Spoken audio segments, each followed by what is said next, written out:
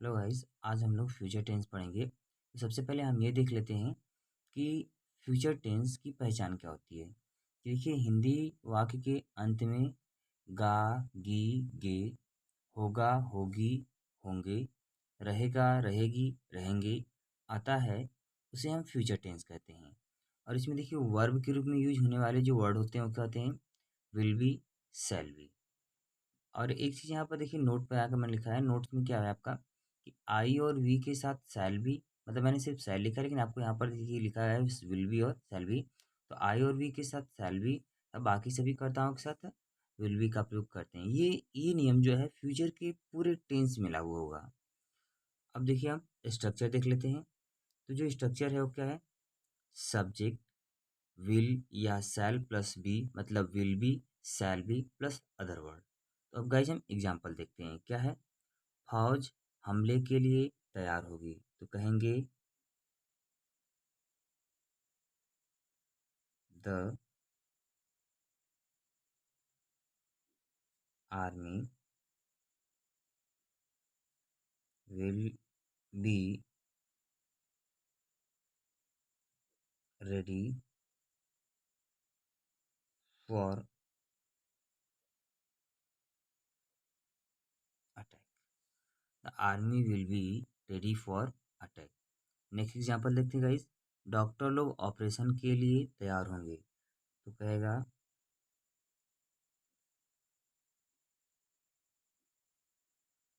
The doctors will be ready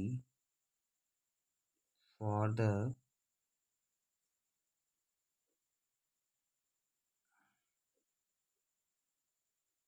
operation.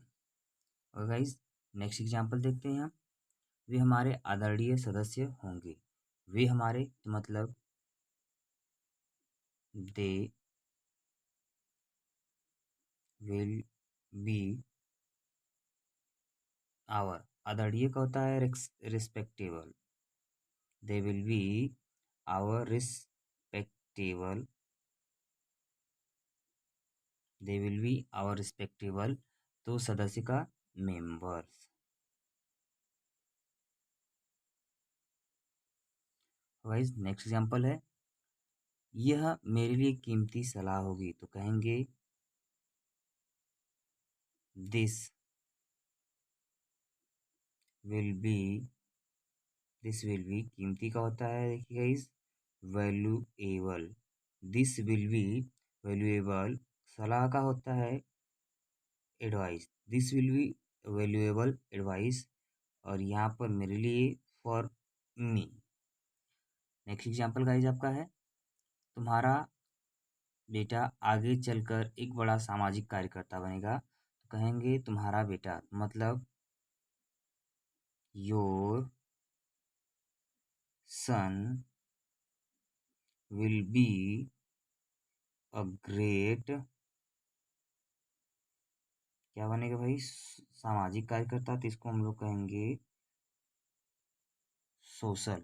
Your son will be a great social, a great social. थोड़ा सा यहाँ पे गड़बड़ है, तो इसको मैं सही से लिख देता हूँ। सोशल कार्यकर्ता का होता है वर्कर, आगे चलकर इन फ्यूचर।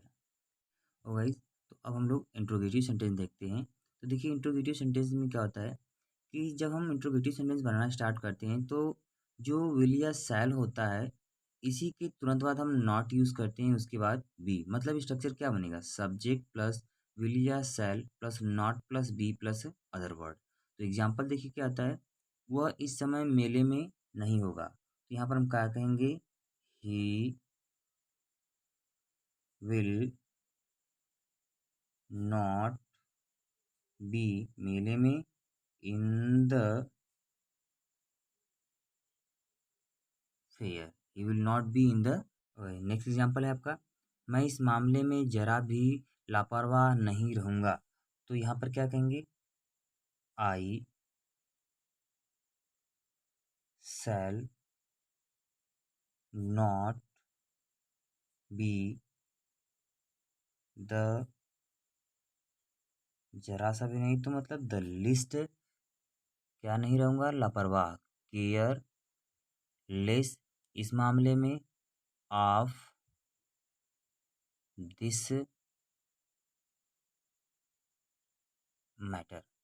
नेक्स्ट एग्जाम्पल आपका, वे गांधी जी के सच्चे अनुयायी नहीं होंगे, तो कहेंगे दे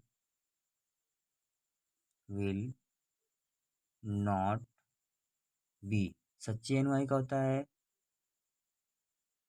ट्रू, अनुयायी का देखिए होता है followers. They will not be true follower of किसके भाई, गांधी जी, गांधी जी। तो गाइस अब हम इंट्रोगेटिव सेंटेंस देखते हैं। देखिए इंट्रोगेटिव सेंटेंस जैसे आपको पता है, बार बार आप पढ़ रहे हैं कि इंट्रोगेटिव सेंटेंस आपकी दो प्रकार के होते हैं, जिसमें से पहला आपका क्या होता है कि जब वाक्य क्या से शुरू होता है, तो अगर वाक्य आपका क्या से शुरू होता है तो जो सेंटेंस को हम शुरू करते हैं सबसे पहले विल या शैल से। तो अगर हमारा सेंटेंस क्या से शुरू होता है तो स्ट्रक्चर कुछ इस प्रकार से बनेगा, विल या शैल प्लस सब्जेक्ट, अगर नेगेटिव है तो सब्जेक्ट के तुरंत बाद नॉट, उसके बाद बी प्लस अदर वर्ड और लास्ट में क्वेश्चन मार्क। और दूसरा कि अगर क्वेश्चन वर्ड आपका बीच में आता है तो उसको करना क्या है कि सबसे पहले डब्ल्यू एच, फिर विल या shall plus subject plus not plus be plus other word और लास्ट में क्वेश्चन मार्क हमको लगाना होता है। तो देखिए क्या होगा इसमें, एग्जाम्पल देखते हैं, एग्जाम्पल के माध्यम से समझते हैं। क्या इस विवाद में आप हमारे साथ नहीं होंगे, क्या, देखिए क्या इस विवाद में, इस विवाद में आप, सब्जेक्ट क्या है आप, तो सबसे पहले यहाँ पर हम रखेंगे will you not be with, इसके साथ अस, कहाँ, इस विवाद में, इन दिस, इन दिस, ये क्या, देखिए यहाँ पर हो गया ना, will you not be with us in this क्या लिखा जाएगा, विवाद का होता है डिस्प्यूट। नेक्स्ट एग्जांपल देखते हैं यहाँ पर गाइस, तुम एक सफल व्यापारी कैसे बने हुए, तो यहाँ पर कहेंगे कैसे, क्वेश्चन वर्ड है, हाउ विल यू बी, क्या बनोगे एक सफल व्यापारी, how will you be a successful व्यापारी का आप कहेंगे बिजनेस मैन, मर्चेंट भी हो सकता है आपका। नेक्स्ट एग्जांपल है आपका, क्या वह अपने दोस्तों के प्रति अंधा नहीं होगा, अब देखिए will he not, will he not क्या भाई be blind, will he not be blind against, will he not be blind against his